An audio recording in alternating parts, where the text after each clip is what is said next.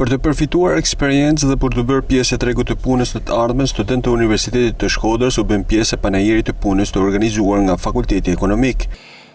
Ne duke nisë nga viti i ardhshëm akademik, do të përfshijmë në statutin e universitetit një organ këshillimor që janë bordet e tregut punës. Bordet e tregut punës do të jenë të atashuara pranë çdo departamenti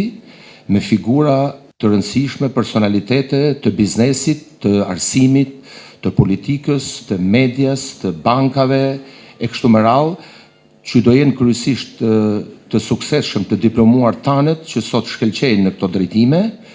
me një numër të caktuar, ku do bëjnë edhe oponencën e programeve tona të studimit. Gjithashtu dua që në emër të bashkisë dhe të kryetarit saj, zotit Becit, ju sjell gjithë përgëzimet për çdo aktivitet të bukur që Universiteti i Shkodrës në drejtimin e zotit Xhuraj ka hapur një perspektivë të re komunikimit mes bashkisë dhe biznesit, duke patur në qendër të ri të qytetit. Të pranishëm në këtë panajër ishin rreth 40 subjekte pjesëmarrëse nga bota e biznesit, institucione financiare, OEF dhe sektor publik e privat. Ne vim në këtë panajër me rreth 610 oferta pune, por kemi nga gjitha fushat, nga pjesa juristë, për pjesën e ekonomisë, për menaxher dhe rreth 160 janë oferta pune të cilat i adresohen në sektorit të turizmit dhe rreth 100 oferta pune janë në sektorin e ndërtimit dhe të